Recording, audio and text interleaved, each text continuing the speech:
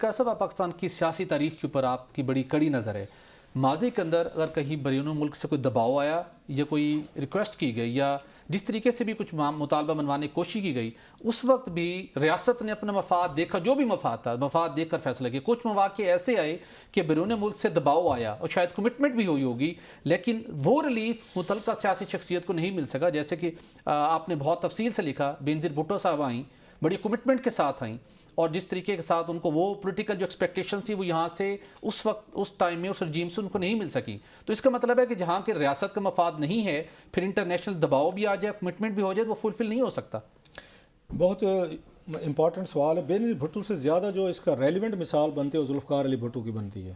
ٹھیک کہ ذوالفقار علی بھٹو صاحب کے لیے جتنا پریشر آیا تھا، میرا نہیں خیال کبھی کسی کے لیے آیا ہوگا، اور ڈفرینٹ کنٹریز سے آیا. امریکنز ایون جن پہ الزام لگتا ہے کہ امریکنز نے شاید کوئی ان کا رول پلے کیا تھا، امریکنز نے تک انہوں نے بھی، وہ ٹھیک ہے لپ سروس ہو سکتی ہے بٹ دے سیڈ اٹ، لیکن کوششیں ہوئی تھی. یس ایسی ویسی. اندرا گاندھی، ایون اندرا گاندھی نے ڈیمانڈ کی تھی کہ بھٹو صاحب کو پھانسی نہ دی. سعودیز جو ہیں، بلکہ وہ تو کہا گیا تھا وہاں پہ سعودی عرب میں، شاید جنرل ضیاء صاحب جو ہیں کعبہ میں یہ کہہ کر آئے تھے کہ جناب میں بھٹو کو پھانسی نہیں دوں گا. سعودیز نے سب سے زیادہ کوشش کی. Libya very close to you, جن کا نیوکلیر پروگرام ہے، انہوں نے کی.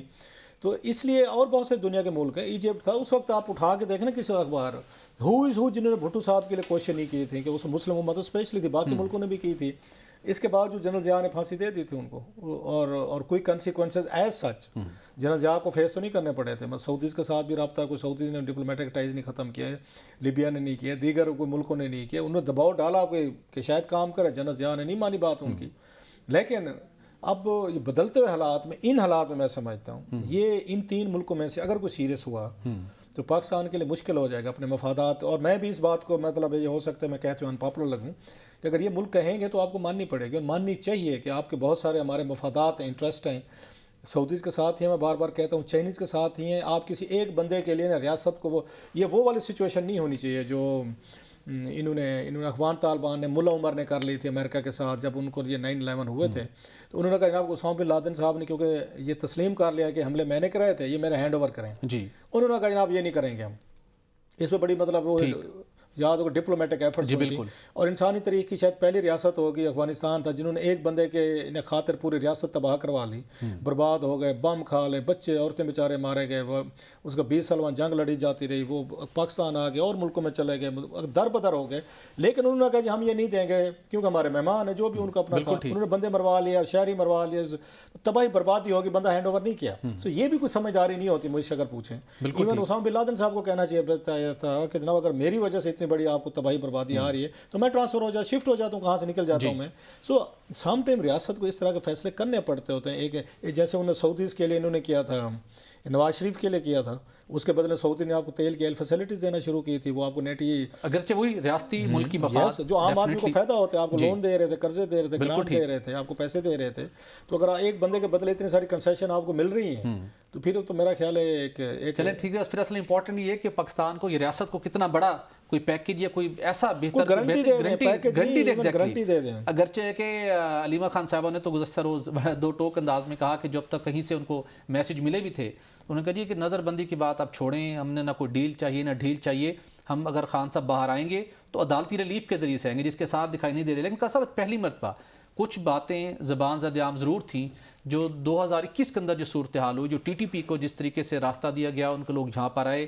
اور اس وقت ذرائع نے بھی ہمیں بتایا تھا کہ ٹی ٹی پی کچھ رہنماؤں کو بلٹ پروف، کچھ اہم ریاستی سرکاری شخصیات نے گاڑیاں پرووائڈ کی کہ وہ موو کر سکیں. انہوں نے آ کے پینیٹریٹ کیا. اس کے بعد جو حالات خراب ہوئے، آج ہم اس کا خمیازہ بھگت رہے ہیں. اور فتنہ الخوارج کو خاتمہ کرنے کے لیے بھی پاک فوجات پرعزم ہے. لیکن پہلی مرتبہ D G I S P R کی پریس کانفرنس پہ 2021 کا سینیریو کو بھی انڈر ڈسکشن لایا گیا ہے اور بہت دو ٹوک انداز میں بات کی گئی ہے. وہ آپ کو کیا لگتا ہے کہ وہ معاملہ بھی آنے والے دنوں میں، جس طرح کہ انہوں نے کہا کہ کوئی بھی افسر سیاست کو ریاست پر مقدم رکھے گا تو اسے جواب دینا پڑے گا، فیض حمید صاحب کی بات ہو رہی ہے، اس کے ساتھ کسی سیاسی لیڈر کی اقتدار کی خواہش پاکستان سے بڑھ کر نہیں. تو آج ہر لحاظ سے پکچر بڑی کلیئر تھی. تو ان دونوں لحاظ سے بھی معاملات آپ کو کسی اور اینگل میں جاتے ہوئے دکھائی دے رہے ہیں؟ یہ جو آپ نے سوال اٹھایا نا، اور جو انہوں نے جنرل صاحب نے اپنی اس میں پریس کانفرنس میں بات بھی کی، جس میں ماضی میں بات کرتے رہے، جس کو انڈر پلے کیا گیا تھا، اور میرا خیال ہے اس ریاست کے خلاف اس سے بڑا جرم نہیں ہو سکتا تھا جو کیا گیا تھا، جس کی طرف آج انہوں نے اشارہ بھی کیا ہے۔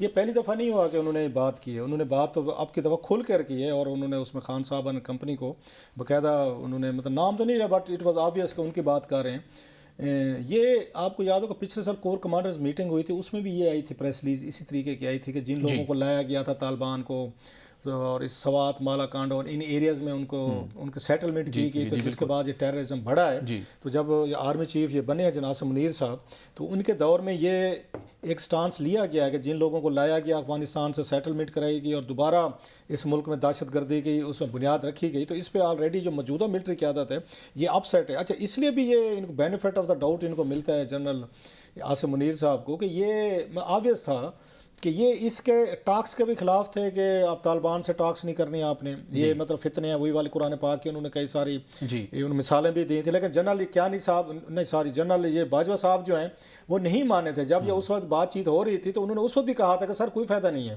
یہ فتنہ پھیلانے آئے ہوئے ہیں، جو قرآن پاک کا جو انہوں نے آیتیں بھی کوٹ کی تھیں۔ سو جنرل یہ باجوہ صاحب جو ہیں، جو میں سمجھتا ہوں انہوں نے زیادتی کی، جنرل فیض صاحب نے کی، عمران خان صاحب، تینوں شامل تھے۔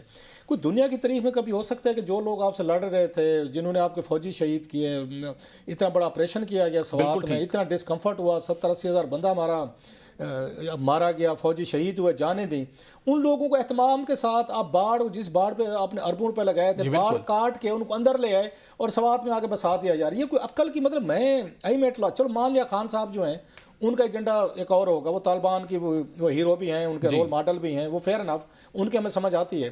بات یہ ہے کہ کیا جنرل باجوہ صاحب اور یہ جنرل فیض جو ہیں، کیا ان میں اتنی سمجھ نہیں تھی کہ آپ کو ایک بندہ کہہ رہے اور آپ کہہ رہے ہیں ٹھیک ہے، اور آپ لے کر آئے اور پوری دہشت گردی ہو رہی ہے؟